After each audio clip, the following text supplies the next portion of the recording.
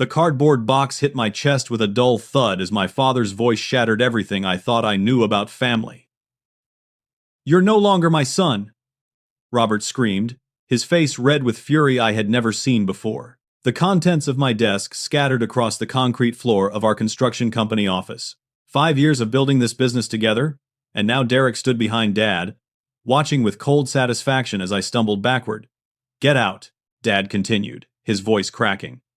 "I trusted you, and you betrayed everything we built." I couldn't breathe, couldn't understand what was happening, couldn't comprehend how my entire world had just collapsed in 30 seconds. My name is Mike, and until 3 weeks ago, I believed family meant everything. Growing up in Millfield, Colorado, I watched my father Robert pour his heart into building a construction company from nothing. When I graduated from business school at 23, joining Dad felt like the natural next step. I learned every aspect of the operation, from reading blueprints to managing client relationships. The early mornings, the calloused hands, the satisfaction of watching families move into homes we had built together.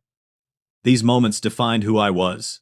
Derek joined us 2 years later, fresh out of trade school with a chip on his shoulder the size of a mountain. At 21, my younger brother possessed undeniable talent with tools and machinery, but he carried resentment like a heavy backpack he refused to set down. While I focused on project management and client relations, Derek preferred working directly with the crews, and I thought our different strengths complemented each other perfectly. Dad always dreamed of expanding beyond residential projects. When the opportunity arose to bid on Sunrise Valley, a housing development worth $3 million, our entire family understood this contract would change everything. Success meant financial security, prestige in our community, and the chance to establish ourselves as a major regional contractor. Failure would leave us struggling to pay our existing crews and maintain our reputation.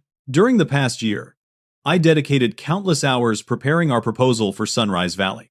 I studied comparable projects, negotiated with suppliers for better material costs, and developed relationships with subcontractors who could deliver quality work within our timeline. Dad trusted me completely with these preparations, often telling clients that his son Mike would handle their projects with the same care and attention he would provide himself. Derek's behavior became increasingly erratic during this period. He questioned my decisions during family dinners, suggested I was making the company too dependent on theoretical business school concepts rather than practical construction knowledge, and frequently reminded Dad that he possessed hands-on skills I would never match. I attributed his attitude to stress and sibling rivalry, never imagining the depths of calculation behind his complaints. 3 weeks before the confrontation that destroyed my life, Derek began implementing his carefully planned deception. He approached Dad privately, expressing concerns about my loyalty to the family business. Derek claimed he had overheard phone conversations where I discussed starting my own company using Dad's client contacts. These conversations never happened, but Derek possessed recordings that seemed to support his accusations. Derek had spent months creating fake text message conversations between me and competitors, showing apparent discussions about selling company secrets and undercutting our bids. Using sophisticated photo editing software, he manufactured emails that appeared to show me communicating with rival contractors about stealing the Sunrise Valley contract. Derek even created false bank records suggesting I had been overcharging clients and depositing the excess payments into personal accounts. Dad confronted Derek about these accusations, and my brother skillfully played the role of reluctant whistleblower. Derek expressed heartbreak about having to expose his own brother, but insisted family loyalty demanded honesty about threats to the business. Derek claimed I had become arrogant and greedy, believing my business education entitled me to cheat hardworking people like Dad, who built everything through honest labor. The morning of my termination, I arrived at the office expecting to review final preparations for our Sunrise Valley presentation. Instead, I found Dad waiting with Derek and a box containing my personal belongings. Dad's hands shook as he held printed copies of Derek's fabricated evidence, his voice breaking as he described feeling betrayed by the son he had trusted most completely. I tried explaining that the evidence was false, but every protest sounded exactly like what a guilty person would say. Derek had prepared responses to every possible defense, creating a narrative so comprehensive that my denials only seemed to confirm Dad's worst fears about my dishonesty. The more desperately I pleaded my innocence, the more convinced Dad became that Derek had saved the family business from my treachery. Walking to my truck that morning, I turned back to see Derek watching from the office window. For just a moment, his expression revealed something that chilled me to the bone. Not grief or disappointment, but satisfaction so pure it looked almost hungry. Derek had orchestrated this destruction with the precision of an architect, and he was admiring his completed masterpiece. But Derek's deception went deeper than I initially realized. While cleaning out my desk under Dad's suspicious glare, I accidentally knocked Derek's laptop off the conference table. The screen flickered to life, displaying photo editing software with one of the fake text conversations still loaded in the workspace. Derek had been so confident in his victory that he forgot to close the program after creating his latest piece of fabricated evidence. The image on the screen showed my phone number attached to messages I had never sent, discussing company secrets with phone numbers I had never contacted. Timestamps indicated Derek had been working on this particular forgery just hours before my termination, fine-tuning the wording to maximize its emotional impact on Dad. The metadata visible in the editing program revealed dozens of similar files, suggesting Derek had been manufacturing evidence against me for months. I tried showing this discovery to Dad, but Derek quickly closed the laptop and claimed I was trying to frame him in a desperate attempt to save myself. Dad, already overwhelmed by what he believed was my betrayal, refused to examine Derek's computer and ordered me to leave immediately. Derek had positioned himself as the honest son protecting the family business, making any evidence I presented look like manipulation by a cornered criminal. Driving away from the construction yard that morning, I realized Derek had not simply told lies about me. He had created an entire alternate reality where I was the villain and he was the hero, complete with documentation detailed enough to convince a jury. Derek understood that destroying me required more than accusations. It demanded proof so compelling that even people who loved me would have no choice but to believe his version of events. The apartment I had called home for 3 years belonged to the company, and Dad wanted me out within 48 hours. I packed my belongings while neighbors who had known me since childhood watched through their windows, whispering among themselves about Robert's son, who had apparently tried to steal from his own family. The shame felt like a physical weight pressing down on my shoulders as I loaded boxes into my truck under their judgmental stares. Jessica, my girlfriend of 2 years, initially supported me when I explained what had happened. She held me while I broke down in her living room, promising we would figure out how to prove my innocence together. But Derek had anticipated this possibility and began planting seeds of doubt about my character throughout our social circle. He approached mutual friends with expressions of genuine concern, sharing carefully edited versions of the evidence that portrayed me as someone who had fooled everyone, including Jessica. Within a week, Jessica began asking uncomfortable questions about financial details she had never cared about before. Derek had suggested I might have been living beyond my means, using stolen money to pay for dinners and gifts I could never afford on my actual salary. Jessica started examining our relationship through this new lens, wondering if her feelings for me were based on deception rather than genuine connection. My mother, Patricia, found herself caught between her sons, unsure how to process the evidence Derek had shown her, while unable to completely abandon the child she had raised for 25 years. Patricia had always been proud of my academic achievements and professional success, but Derek skillfully reframed these accomplishments as signs of entitlement and dishonesty. He suggested my business education had taught me to view people like Dad as obstacles to overcome rather than family members to respect.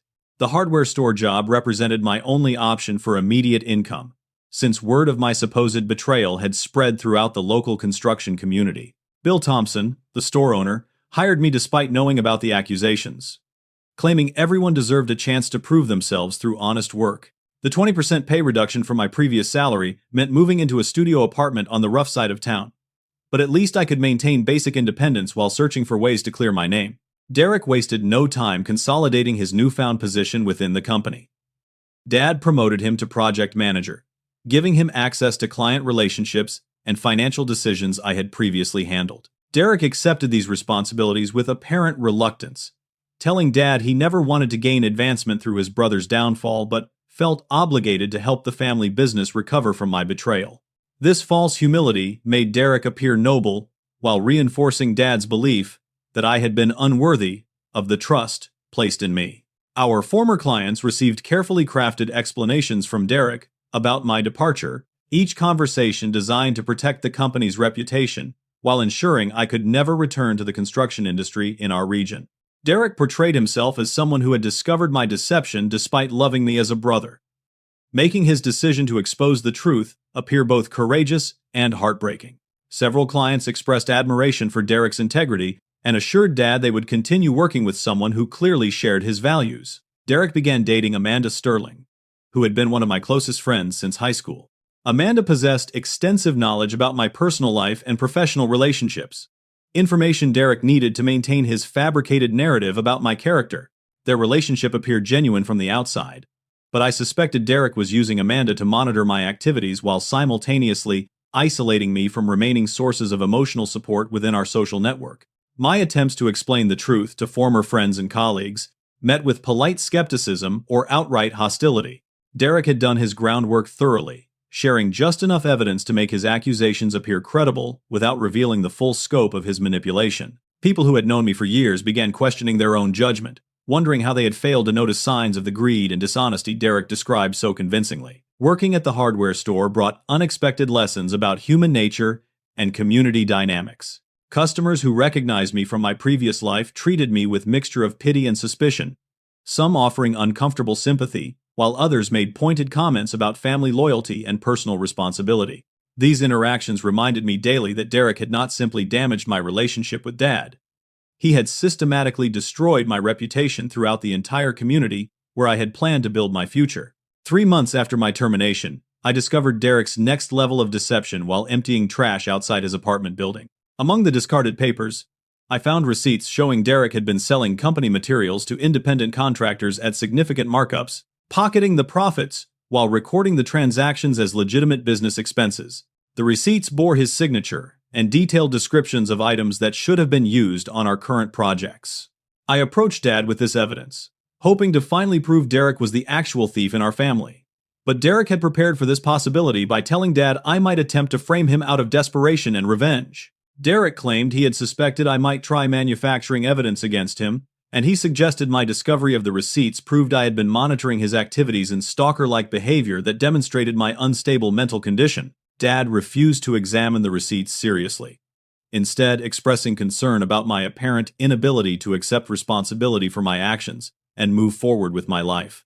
Derek reinforced this interpretation by suggesting I needed professional help to deal with my anger and resentment about facing consequences for my choices. Patricia agreed with this assessment, and together they decided any further contact between me and the family should be limited until I demonstrated genuine remorse for my betrayal. The isolation became suffocating as Derek systematically eliminated every avenue of support and vindication I had previously counted on. He had not simply told lies about me. He had created a comprehensive alternate reality that explained away any evidence I might present while positioning himself as the victim of my ongoing harassment. Derek understood that destroying someone completely required controlling not just what people believed about past events, but how they interpreted future actions as well. Standing alone in my studio apartment that night, surrounded by boxes I had never bothered unpacking, I realized Derek had trapped me in a maze of his own design. Every path I could see led back to dead ends he had constructed. Every piece of evidence I discovered had been anticipated and neutralized before I found it. Derek had not simply stolen my job and destroyed my relationships. He had stolen my identity and replaced it with a carefully crafted fiction that served his purposes. But Derek had made one critical error in his planning.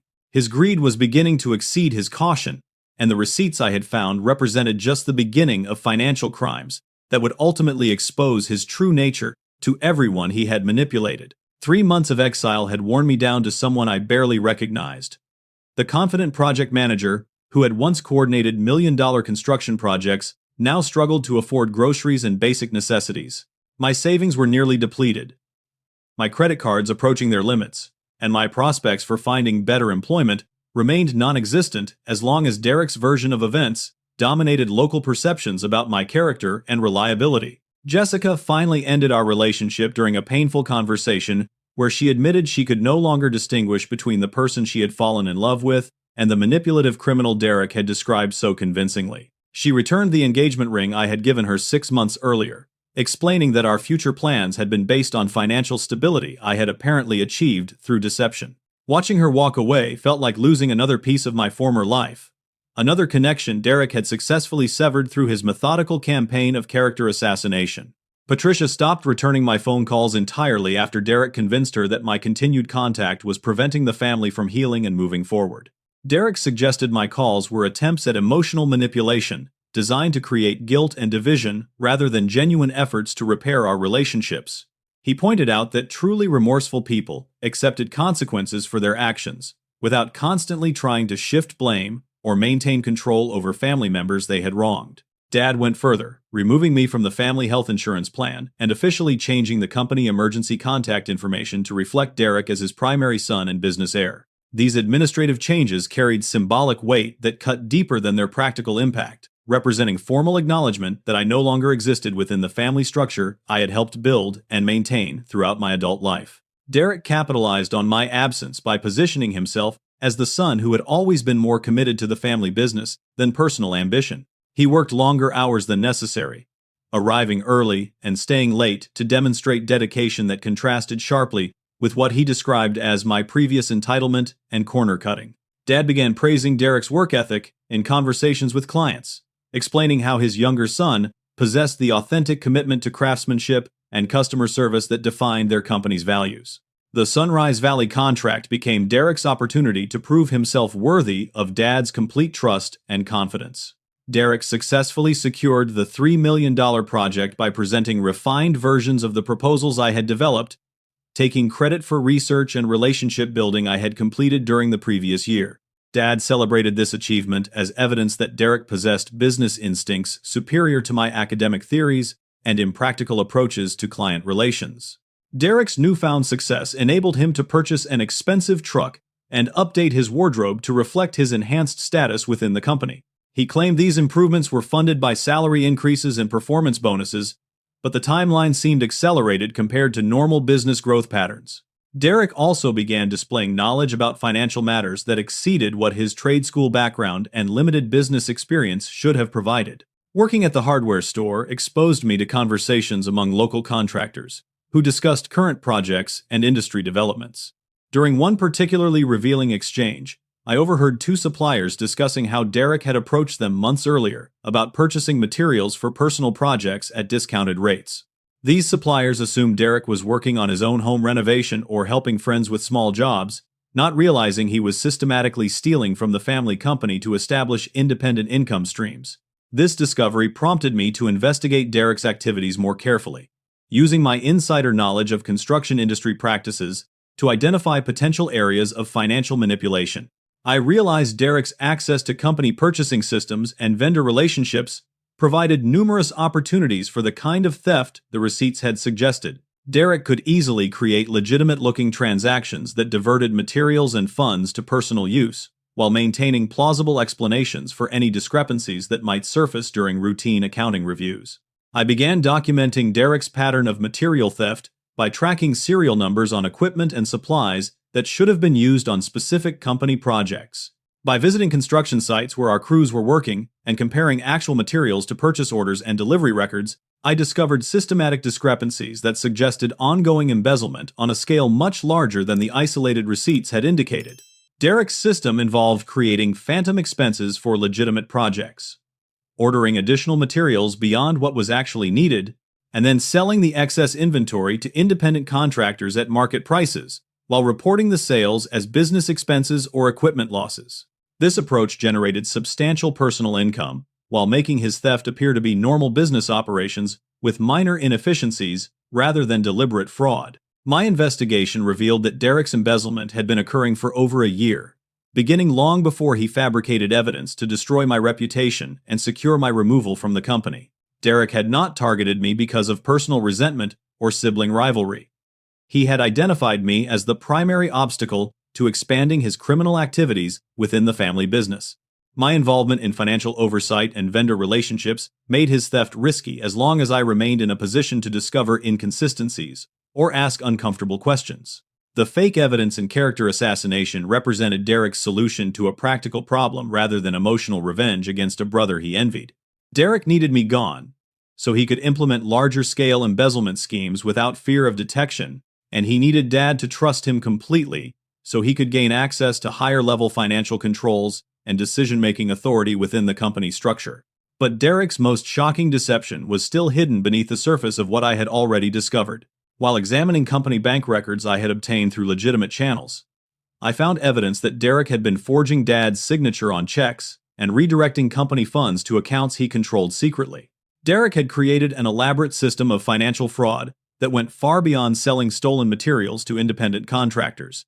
Derek's ultimate plan was becoming clear as I studied the timeline of his activities and the progression of his access to company resources. Derek intended to embezzle funds from the Sunrise Valley project, potentially leaving the family business bankrupt and Dad facing criminal charges for fraud. Derek had committed using forged signatures and falsified documentation. Derek had positioned himself to disappear with substantial amounts of stolen money, while Dad took responsibility for crimes he knew nothing about. The realization hit me like a physical blow as I sat in my studio apartment reviewing the evidence I had gathered. Derek had not simply destroyed my life to advance his own career within the family business. Derek was systematically looting the company Dad had spent decades building, and he intended to frame Dad for the theft when the inevitable discovery occurred. Derek's betrayal encompassed not just me, but the entire family and everyone who depended on the business for their livelihood. I now understood that Derek viewed our family relationships as tools to be exploited, rather than bonds to be cherished. His expressions of loyalty and dedication were calculated performances designed to maintain access to the resources he was stealing while deflecting suspicion away from his criminal activities. Derek had weaponized Dad's love and trust to facilitate theft on a massive scale, making himself appear to be the devoted son while preparing to destroy everything Dad had worked to achieve. The evidence was compelling, but presenting it to Dad would require overcoming months of conditioning that portrayed me as a desperate liar, willing to say anything to escape responsibility for my own betrayal. Derek had done more than poison Dad against me. He had created a framework that would interpret any accusations I made as further proof of my dishonesty and vindictiveness. Exposing Derek's crimes would require irrefutable proof that even Dad could not dismiss or rationalize away. My hardware store salary barely covered basic living expenses, but I dedicated every spare dollar to building an airtight case against Derek. I contacted Josh Martinez, my former roommate from business school who had become a forensic accountant specializing in white-collar fraud investigations. Josh initially expressed skepticism about family disputes involving construction companies, but his attitude changed completely when I showed him the evidence I had gathered about Derek's systematic embezzlement and document forgery. Josh agreed to help me pro bono after reviewing the financial records and understanding the scope of Derek's criminal enterprise. He explained that the kind of sophisticated fraud Derek was implementing required careful documentation and professional analysis to prove in ways that would withstand legal scrutiny.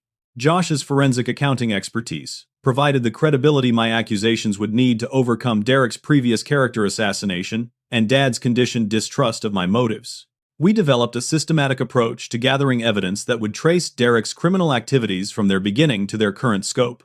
Josh taught me how to photograph documents properly, maintain chain of custody for evidence, and identify financial patterns that revealed fraudulent transactions. This education transformed my angry desire for vindication into a focused investigation with specific goals and professional methodologies. Derek continued expanding his embezzlement activities as the Sunrise Valley project progressed, apparently confident that his previous destruction of my credibility had eliminated any threat of exposure. Derek created increasingly elaborate fake subcontractor invoices for work that was never performed, billing the company for services while pocketing the payments through shell companies he controlled. These fraudulent transactions were becoming larger and more frequent as Derek grew bolder in his theft. Josh identified Derek's pattern of rerouting material deliveries to locations where he could sell them privately rather than using them for legitimate company projects. Derek had developed relationships with several independent contractors who purchased materials from him at below-market prices, assuming they were getting deals on surplus inventory rather than participating in theft from a family construction business. These contractors provided documentation that helped us trace Derek's criminal network. Working at the hardware store actually enhanced my investigation by providing natural opportunities to interact with local contractors and suppliers without arousing Derek's suspicion. Bill Thompson, the store owner, became an unwitting ally by sharing industry gossip and information about unusual business practices he had observed among his customers. Bill's 40 years in the construction business gave him instincts about when something seemed questionable, And his observations about Derek's purchasing patterns corroborated evidence Josh and I were developing independently. During this period, I formed an unexpected friendship with Carmen Rodriguez, a single mother who brought her 8-year-old daughter Sophia to the hardware store while shopping for home repair supplies. Carmen possessed no knowledge of my family situation or professional background, which made our conversations refreshingly free from the judgment and suspicion that colored most of my social interactions since Derek's campaign against me. Carmen's genuine kindness reminded me that authentic relationships were possible, even when everything else in my life felt contaminated by Derek's manipulation. Carmen worked as a nurse at the local hospital, and her insights about how people behaved under stress helped me understand Derek's psychology in new ways. She explained that some individuals became addicted to deception itself, finding satisfaction in manipulating others regardless of the practical benefits their lies provided. Carmen's perspective helped me realize that Derek's crimes were motivated by more than financial gain. He derived psychological pleasure from controlling other people's perceptions and emotions. Josh's analysis revealed that Derek had been stealing from employee pension funds by creating fake administrative expenses and redirecting contributions to accounts he controlled. This discovery was particularly shocking because it meant Derek was not only stealing from the family business, but also from hardworking crew members who trusted Dad to protect their retirement savings. Derek's willingness to victimize employees who depended on the company for their financial security demonstrated a level of callousness that exceeded anything I had previously imagined. The evidence of pension fund theft provided the breakthrough we needed to understand Derek's ultimate strategy. Derek was not planning to embezzle a specific amount of money and disappear. He was systematically looting every available resource while positioning Dad to take legal responsibility for crimes he knew nothing about. Derek had created documentation that would make Dad appear to be the mastermind of an elaborate fraud scheme, with Derek positioned as an innocent victim who discovered his father's crimes and tried to protect the company and its employees. Josh's forensic analysis showed that Derek intended to discover the pension fund theft after stealing the maximum possible amount from the Sunrise Valley contract. Derek would present himself as the honest son who uncovered his father's criminal activities and felt obligated to report them to authorities despite the personal cost of destroying his own family.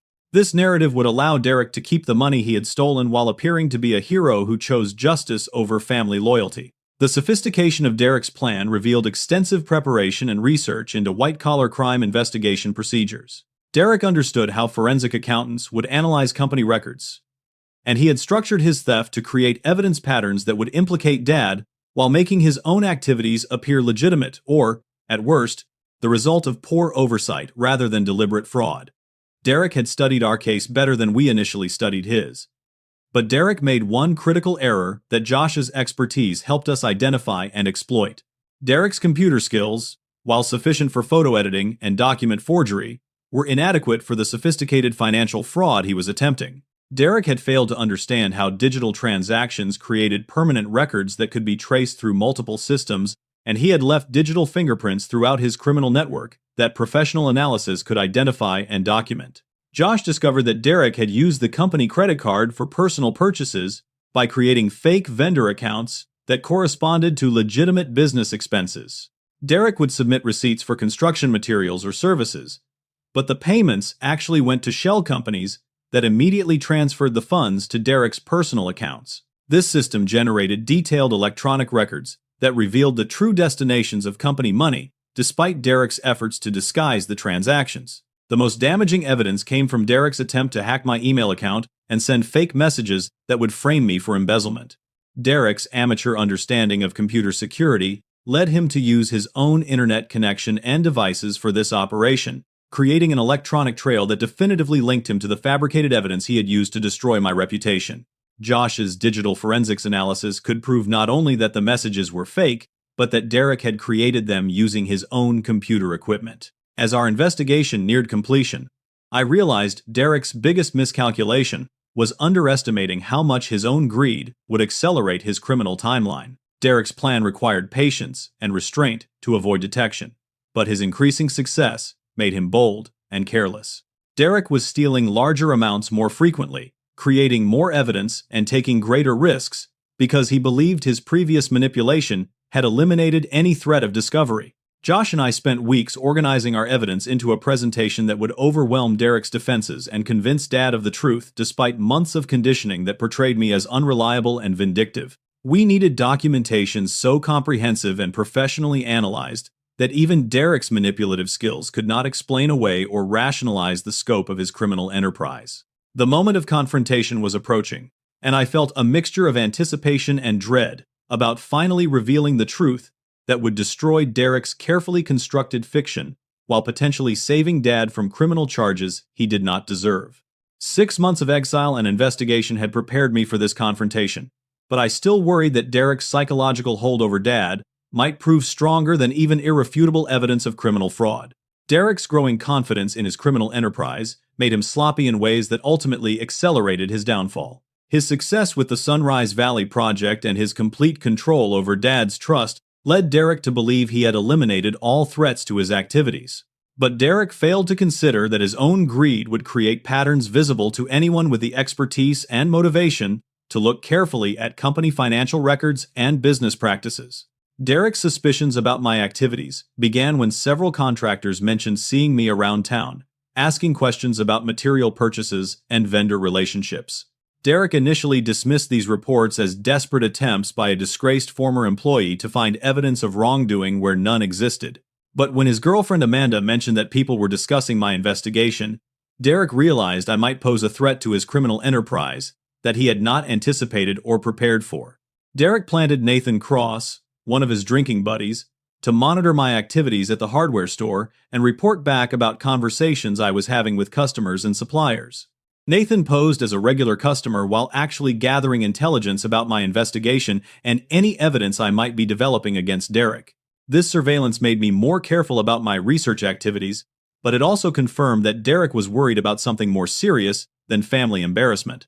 Derek's attempts to discover the scope of my investigation led him to contact several suppliers and contractors, asking casual questions about whether they had spoken with me recently and what topics those conversations had covered. These inquiries were designed to appear like friendly interest in his estranged brother's welfare, but they actually represented Derek's efforts to assess how much I knew about his criminal activities and whether I had gathered evidence that could threaten his position. When Derek learned about Josh's involvement through contacts in the local financial services industry, he recognized that my investigation had acquired professional credibility that could not be dismissed as the desperate fabrications of a vindictive family member. Derek understood that forensic accounting expertise could identify patterns and evidence that would be difficult to explain away or rationalize, and he began developing strategies to discredit Josh's analysis before it could be presented to Dad. Derek's fear led him to accelerate his timeline for looting the Sunrise Valley project funds and implementing his plan to frame Dad for the embezzlement. Derek realized that waiting for the project's completion would give me too much time to build an overwhelming case against him, so he began stealing larger amounts more quickly, while preparing to discover Dad's supposed crimes and report them to authorities before my investigation could expose the truth. Derek filed a restraining order against me, claiming I had been following him, making threatening phone calls, and engaging in harassment that made him fear for his personal safety. The restraining order was designed to prevent me from approaching Dad or the construction company offices, making it impossible for me to present evidence directly, while also supporting Derek's narrative about my unstable mental condition and vindictive behavior. Derek told Dad that my investigation represented dangerous obsession rather than legitimate attempts to clear my name, and he suggested I was planning violence against family members who had discovered my criminal activities. Derek claimed he had evidence of threatening communications and stalking behavior, though these accusations were as fabricated as the original evidence he had used to destroy my reputation 6 months earlier. Derek's most desperate gambit involved attempting to plant drugs in my studio apartment and tip off local police about a disgraced construction worker who was dealing narcotics to fund his lifestyle after being fired for embezzlement. Derek's plan failed when I happened to be working a double shift at the hardware store, making it impossible for police to find me at home when they responded to Derek's anonymous tip about suspicious activity at my address. Derek also tried to damage my relationship with Bill Thompson by spreading rumors that I was stealing from the hardware store and selling tools and materials to support drug habits I had developed since my termination from the family business. Derek approached several customers with concerns about inventory shrinkage and suggested they should be careful about their interactions with employees who had proven untrustworthy in previous positions. Bill's response to Derek's campaign revealed the fundamental difference between Derek's manipulation and authentic relationship building. Bill had observed my character directly through months of honest work and genuine interactions, making Derek's accusations appear obviously false rather than convincingly plausible. Bill defended me publicly and told Derek he was not welcome in the store if he intended to spread lies about hardworking employees. The community's response to Derek's escalating desperation began to shift as people noticed inconsistencies between his claims about my behavior and their own observations of my actions since my termination. Carmen overheard Derek trying to convince her supervisor at the hospital that I was dangerous and unstable.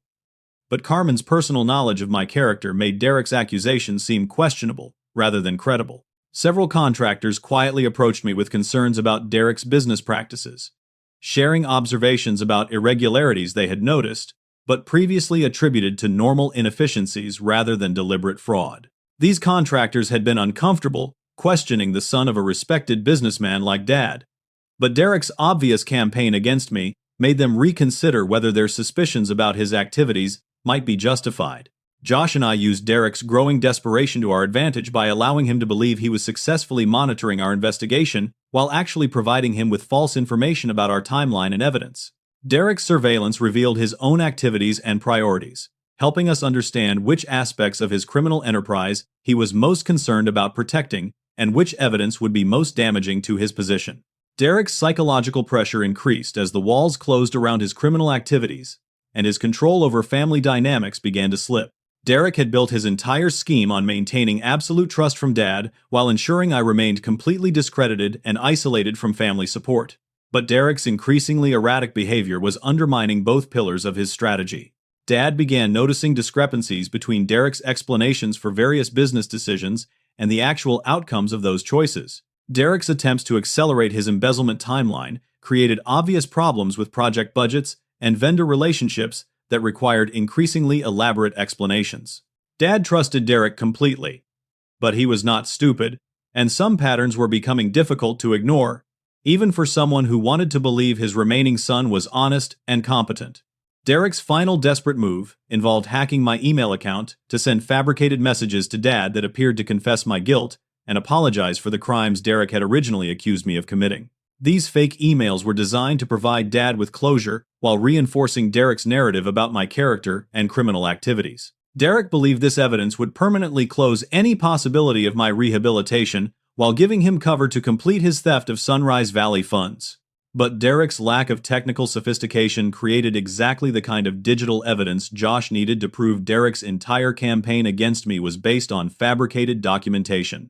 Derek's use of his own internet connection and computer equipment to create the fake emails provided irrefutable proof that every piece of evidence he had presented against me was fraudulent. Derek had finally made a mistake he could not explain away or manipulate through psychological pressure and false narratives. The time had come for Josh and me to present our complete case to Dad, armed with evidence so overwhelming that even Derek's manipulative skills could not overcome the documentation of his criminal enterprise. Derek's desperation had accelerated his mistakes and provided us with additional proof of his deception, making our confrontation inevitable rather than risky.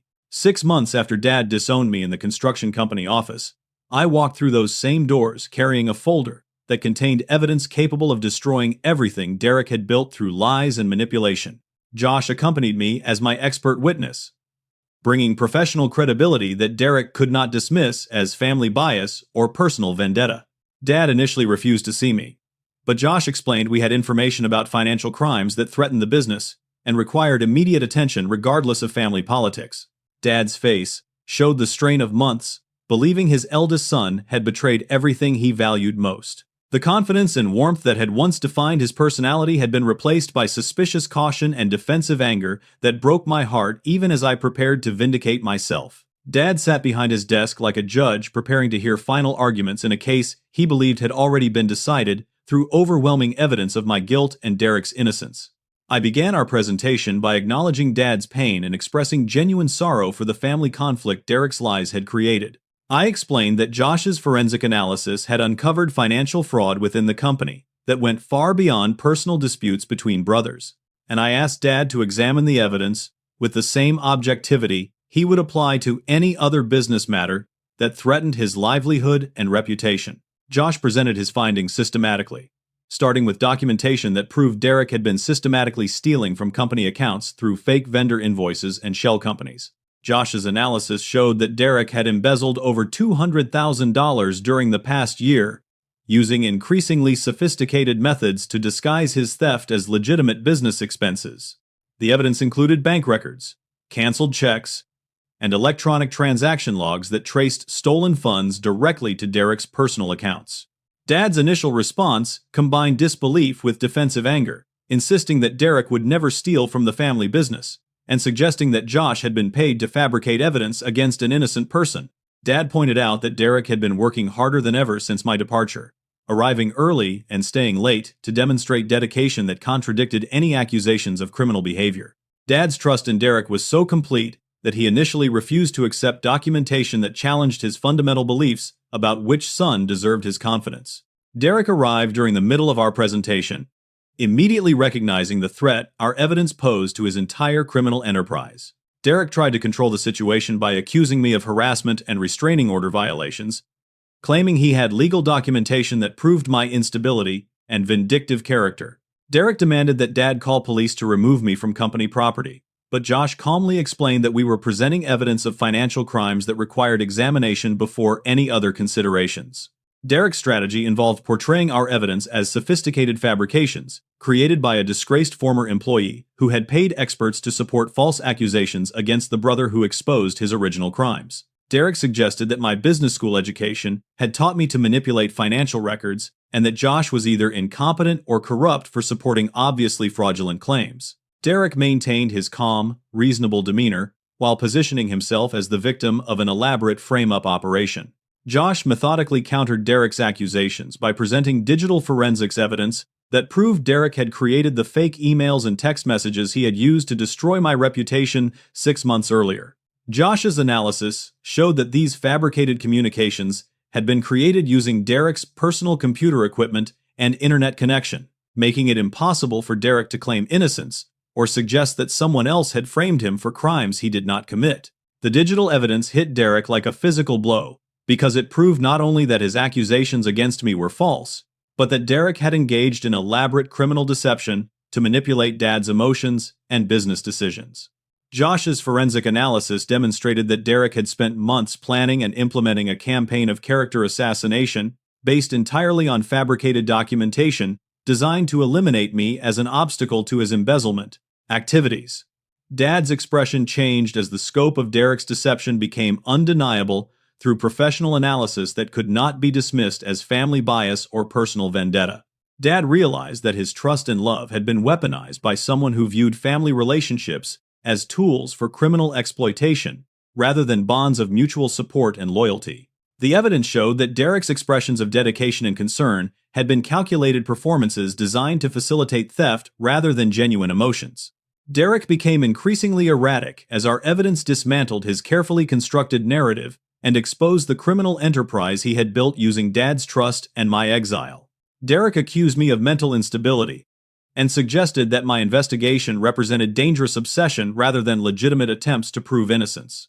Derek claimed he was protecting the family business from further damage by a brother who could not accept responsibility for his own criminal behavior, but Derek's desperation led him to make the critical error that completed his destruction.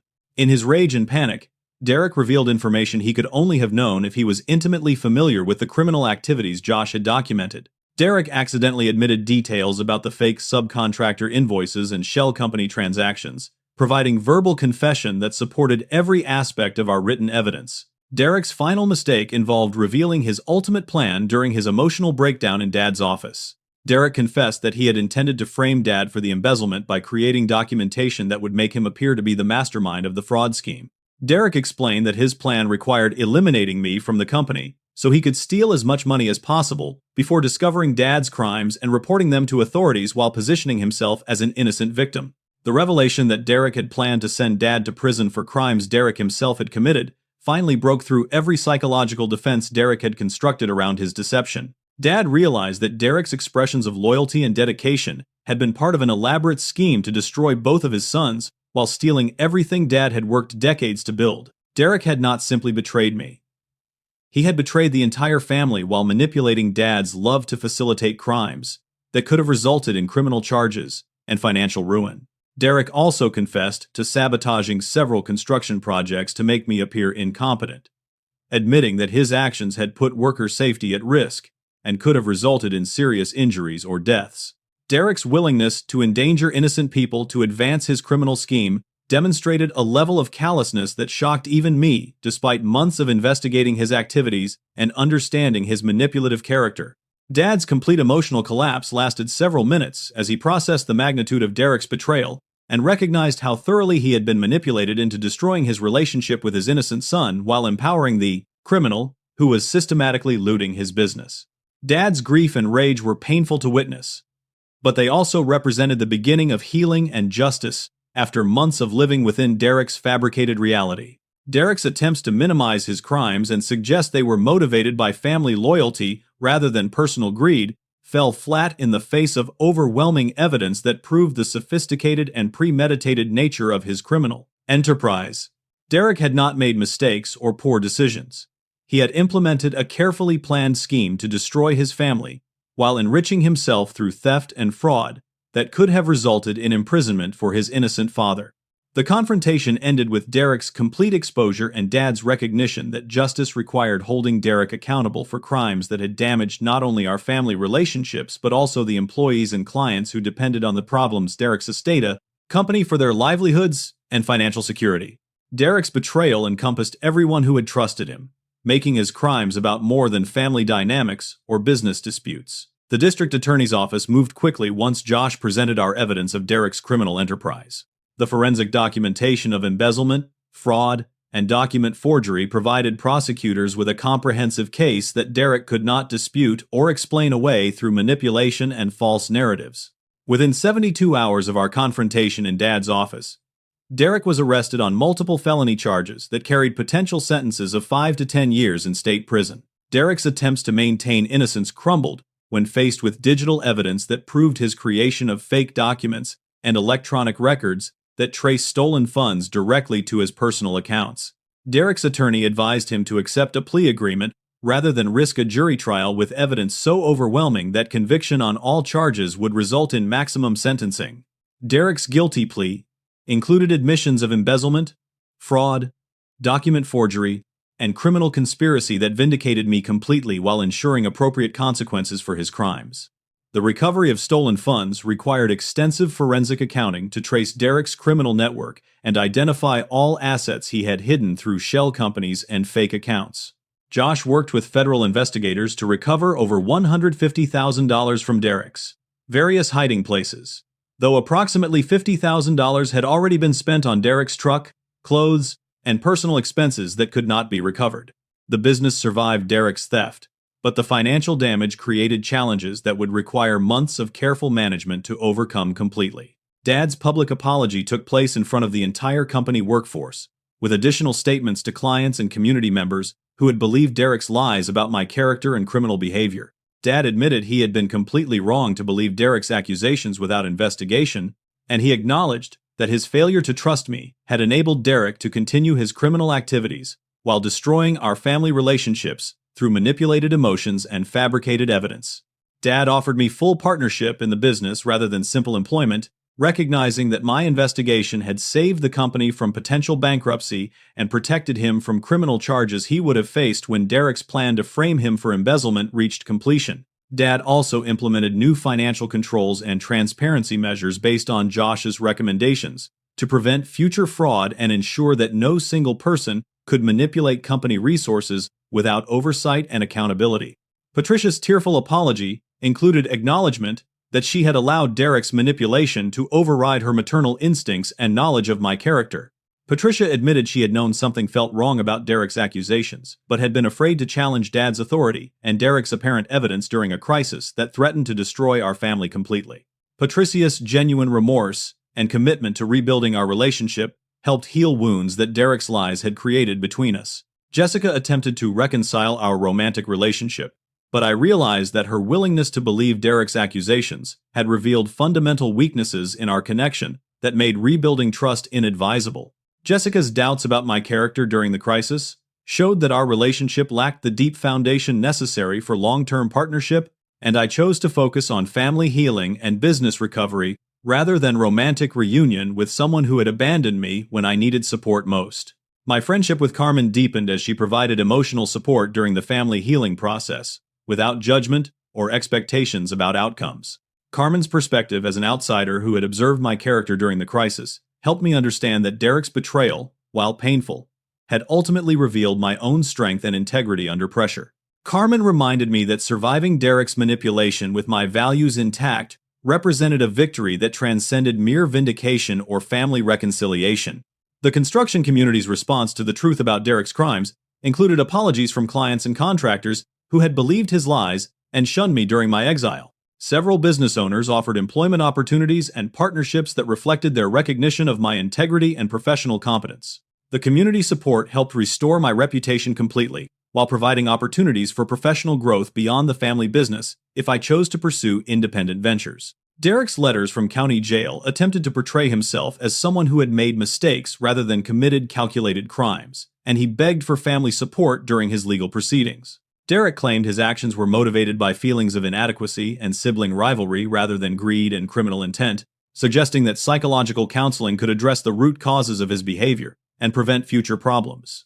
I chose not to advocate for leniency in Derek's sentencing, explaining to him, through a single written response, that forgiveness did not require minimizing consequences or enabling further manipulation. I wished Derek well in his rehabilitation efforts, but made clear that our relationship was permanently damaged by his willingness to destroy our entire family to advance his criminal enterprise. Derek needed to understand that actions have consequences that cannot be erased through apologies or explanations.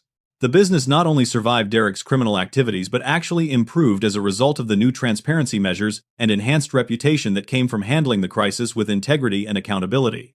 Dad's willingness to acknowledge his mistakes and implement reforms impressed clients and suppliers who increased their business relationships with our company. The Sunrise Valley project was completed successfully under my management, leading to additional contract opportunities that exceeded our previous growth projections. My relationship with Dad was stronger after the crisis than it had been before Derek's betrayal, because we had learned to communicate more directly and honestly about business matters and family dynamics. Dad acknowledged that his previous favoritism and assumptions had created an environment where Derek felt entitled to special treatment and exemption from normal accountability. Our new partnership was based on mutual respect and shared commitment to ethical business practices rather than traditional family hierarchy. Carmen and I began dating 6 months after Derek's arrest, building our romantic relationship on the foundation of genuine friendship and mutual respect that had developed during the most challenging period of my life. Carmen's daughter Sophia accepted me gradually, and our blended family dynamic provided happiness and stability that contrasted sharply with the manipulation and dysfunction Derek had created within our biological family relationships. The hardware store job, which had initially represented desperate necessity, became valuable experience that improved my understanding of retail operations and customer service. Bill Thompson's mentorship during my exile taught me lessons about character and integrity that enhanced my leadership abilities within the family construction business. I maintained my friendship with Bill and continued shopping at his store, demonstrating loyalty to someone who had supported me when support was rare and precious. Josh's forensic accounting expertise led to his establishment of a fraud investigation practice that served regional businesses and law enforcement agencies. Our collaboration during Derek's case became the foundation for ongoing professional relationship and personal friendship that enriched both our lives. Josh's work proved that Derek's crimes were not isolated incidents, but part of a pattern that affected multiple local businesses through similar schemes. 2 years after Derek's conviction, our company had grown beyond its previous size and reputation, employing additional crews and managing larger projects than we had ever attempted before the crisis. The experience of surviving Derek's betrayal and rebuilding with stronger values and better systems had prepared us for challenges and opportunities we might not have recognized or pursued without the lessons learned through suffering and lessons. Recovery. Derek served 3 years in state prison before being released on parole, with requirements for ongoing supervision and restitution payments to the company and employees whose pension funds he had stolen. Derek's attempts to re-establish contact with family members were politely declined, as we had all learned that forgiveness did not require ongoing relationship with someone who had proven capable of such calculated deception and betrayal. The The most important lesson from this experience was understanding the difference between family loyalty based on blind trust and family relationships built on mutual respect and shared values. Derek had exploited Dad's assumption that blood relationships guaranteed character and integrity, while I learned that authentic family bonds require honest communication and accountability rather than automatic acceptance of claims about love and dedication.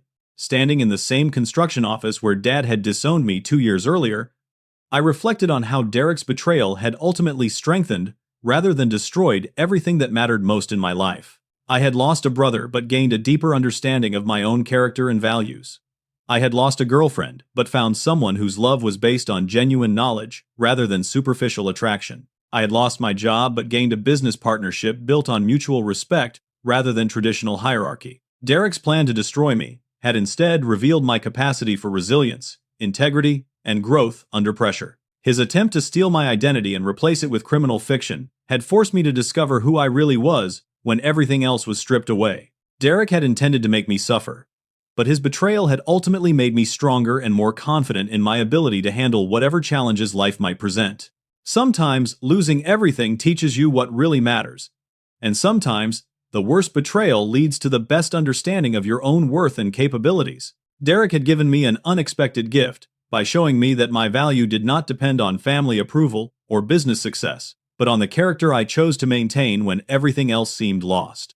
The construction business my father built with honest labor and genuine dedication continued to thrive under our partnership, serving families and communities throughout Colorado with the integrity and craftsmanship that defined our reputation. Derek's criminal enterprise was forgotten, but the lessons learned through surviving his betrayal continued to guide our decisions and strengthen our relationships with each other and everyone who depended on us. I lost a brother and gained myself. Sometimes that's the best trade you can make. What would you do if someone you trusted completely betrayed you in such a calculated way? Would you be able to forgive while still holding them accountable for their actions? Share your thoughts in the comments below about family loyalty, trust, and the difference between forgiveness and enabling harmful behavior. If this story resonated with you, please like this video to help others find it. Subscribe for more real-life stories about overcoming betrayal and finding strength in difficult circumstances, and share this with anyone who might need to hear that it's possible to rebuild your life even after the most devastating family betrayal. Thank you for listening to my story, and I hope it helps you understand that sometimes the worst experiences in life can lead to the most important discoveries about who you really are and what you're truly capable of achieving.